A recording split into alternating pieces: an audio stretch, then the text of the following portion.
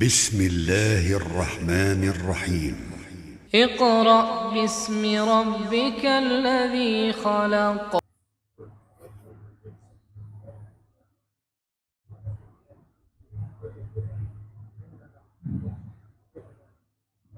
نحمده ونصلي ونسلم على رسوله خاتم الانبیاء والمرسلین جد الحسن والحسین اما بعد فاعوذ باللہ من الشیطان الرجیم بسم اللہ الرحمن الرحیم فصل لربک وانحر ان شانئک هو الابتر وقال اللہ تبارک وتعالی فی القرآن الکریم والفرقان المجید فی مقام آخر فی شأن حبیبہ مخبرا وعامرا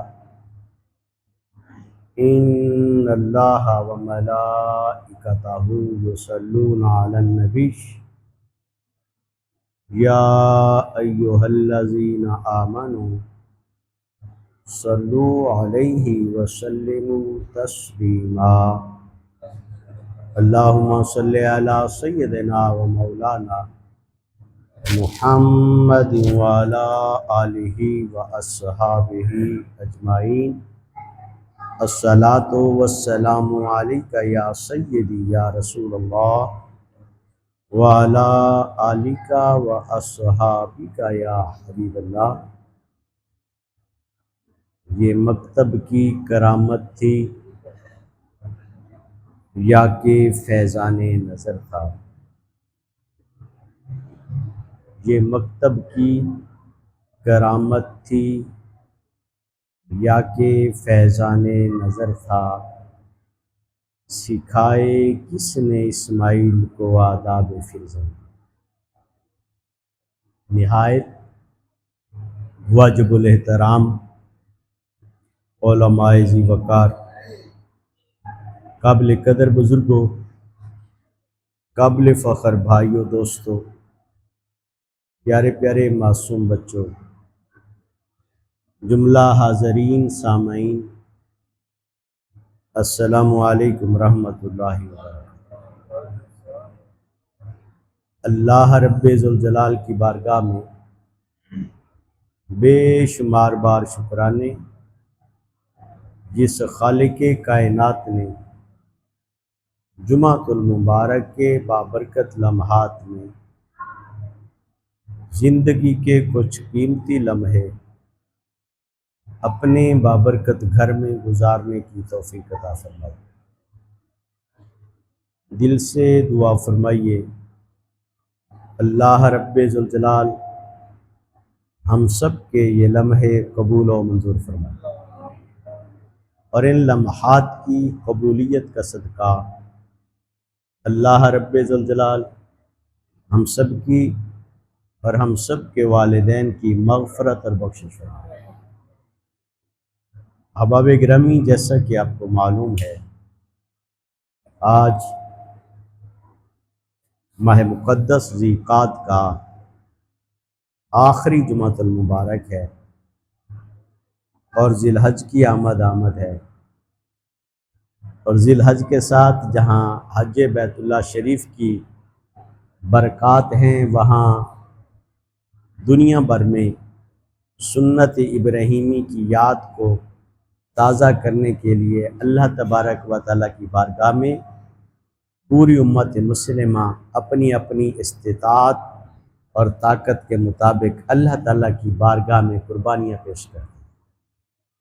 اس لیے ہم اپنے مضمون کے تسلسل میں جو خالصتاً اخلاقیات کے حوالے سے جاری ہے، اس میں ہم آج کی سیریز میں قربانی اور حج کا ذکر کریں گے، مگر قربانی اور حج کا ذکر کرتے ہوئے بھی اس میں سے ہم قربانی اور حج کا وہ حصہ لیں گے جس کا تعلق براہ راست اخلاقیات سے ہے۔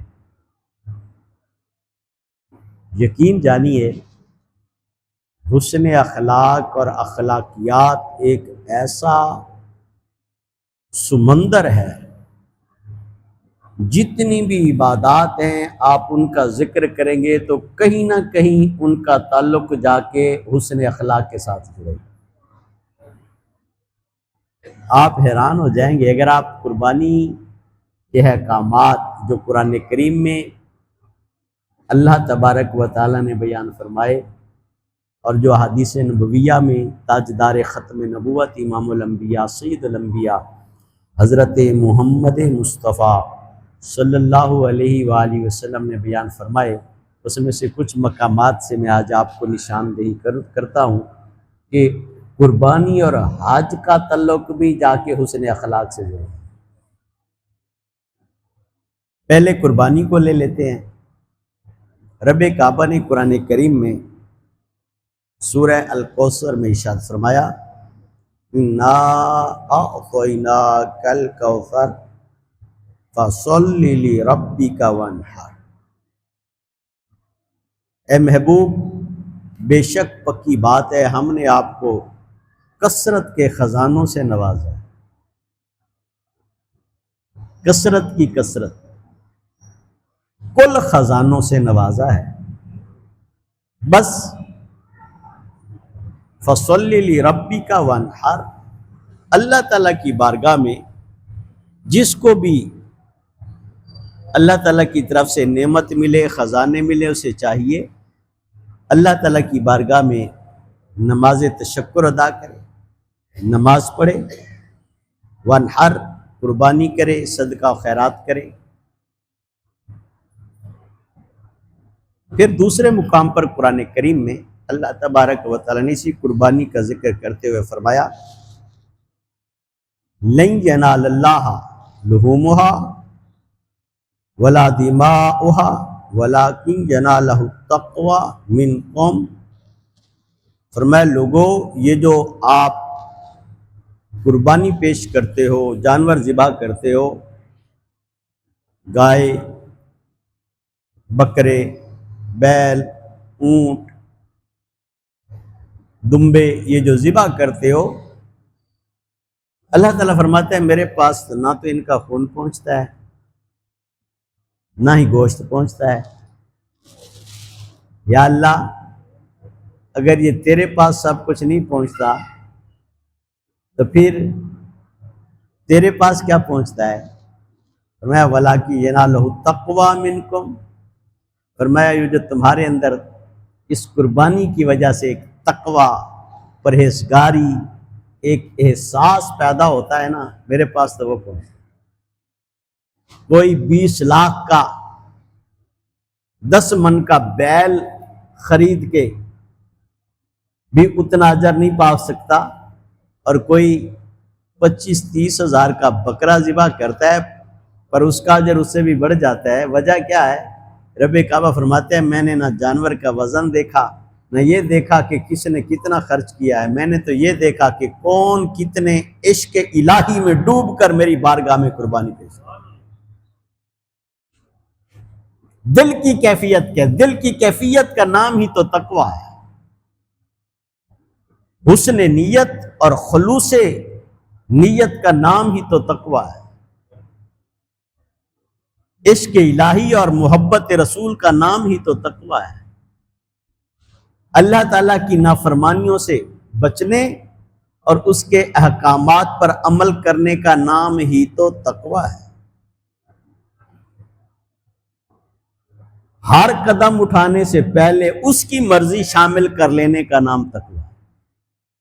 سادہ لفظوں میں جوانوں کو بتانا چاہتا ہوں، اللہ تعالیٰ کی مرضی پر اپنی خواہشات اور اپنی مرضی قربان کر دینے کا نام تقویٰ ہے۔ اونٹ ذبح کرنا چھوٹی قربانی، بیل ذبح کرنا چھوٹی قربانی، بکرے ذبح کرنا چھوٹی قربانی، بڑی قربانی یہ ہے کہ ایک طرف آپ کی اپنی خواہش ہے کہ میں ایسا ہو جائے، ایسا ہو جائے، ایسا ہو جائے، آپ کی مرضی ہے، خواہش ہے، چاہت ہے، محبت ہے، جگری دل کا شوق ہے کہ کاش ایسا ہو جائے، اور دوسری طرف آپ دیکھتے ہو کہ رب کی مرضی ایسی نہیں ہے، اللہ تعالیٰ کو یہ چیز پسند نہیں ہے۔ آپ جب اللہ تعالیٰ کی رضا کی خاطر اپنی مرضی، اپنی چاہت، اپنے شوق پر چھری چلا دیتے ہو، یہ سب سے بڑی قربانی ہے، نفسانی خواہشات کی قربانی، بےہودہ فحاشی اور یعنی اور لغو اور فضول شوق اور فضول چیزوں کی اور اس شوق کی قربانی، نفسانی خواہشات کی قربانی، یہ بڑی قربانی۔